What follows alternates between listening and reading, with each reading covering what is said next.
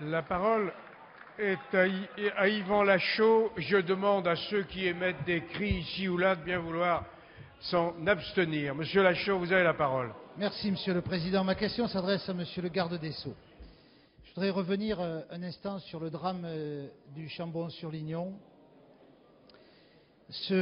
vécu par tous nos concitoyens d'ailleurs. Ce drame remet en question le problème de la délinquance des mineurs, sujet sur lequel un certain nombre d'entre nous ont travaillé, pour lequel j'ai remis un rapport au Président de la République le mois de juin dernier. Je pense qu'il y a des sujets importants sur lesquels on peut s'écouter. Nous avons décidé depuis quelques mois d'ouvrir donc à titre expérimental sur 3 cours d'appel, Versailles, Lyon et Nîmes, 2 dispositifs. Le premier concernant l'ouverture de 3 établissements de placement provisoire d'observation et d'orientation pour permettre au juge d'instruction de placer le soir même le jeune délinquant qui a commis un acte ou un délit dans la journée, d'être placé le soir même. Il faut une réponse immédiate à la délinquance des mineurs. Pendant 10 jours, c'est aux professionnels de trouver la meilleure des solutions. Deuxièmement, sur ces cours d'appel, de mettre en place des cellules, des commissions formelles regroupant justice, police, gendarmerie, éducation nationale, santé et protection judiciaire de la jeunesse pour échanger les informations et que tout le monde connaisse le vécu de ce jeune.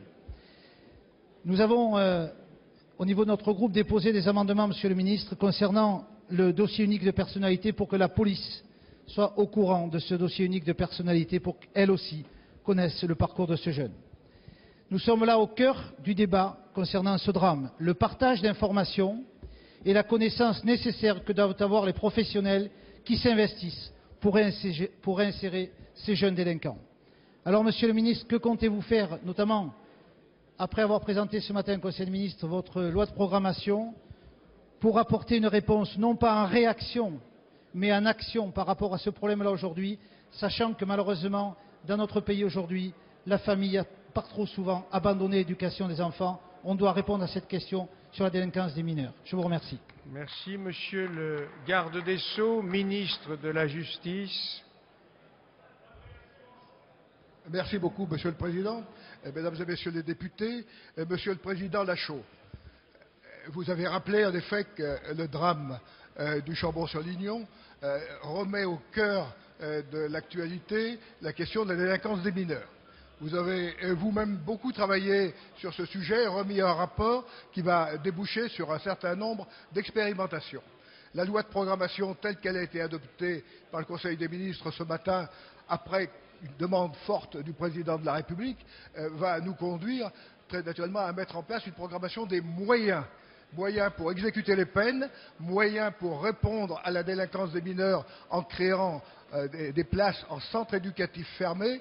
Et puis nous utiliserons aussi ce texte en déposant un amendement créant l'obligation d'informer à la charge de la justice les autres grands services de l'État lorsqu'il y a des gens comme le jeune mineur dont on parle tous. Donc, désormais, quand on remettra en liberté sous condition, eh bien, il y aura l'obligation d'informer l'éducation nationale, la police et la gendarmerie, les grands services, la santé, les grands services publics de l'État qui doivent connaître de ces situations. Répondre ainsi, c'est aussi faire face à ce que nos concitoyens n'ont pas compris dans cette affaire du Chambon. Pas d'information, isolement trop grand de la justice, faire en sorte que l'on ait d'autres réponses que la liberté sous condition pour des criminels particulièrement pervers qui ont reconnu leurs crimes. Ce sera le CEF qui viendra s'ajouter aux établissements pour mineurs ou à la prison normale. Le procureur aura le choix entre les 3 solutions pour requérir devant le juge cette solution. Et dès la semaine prochaine, une circulaire partira de la chancellerie pour mettre cette obligation en œuvre.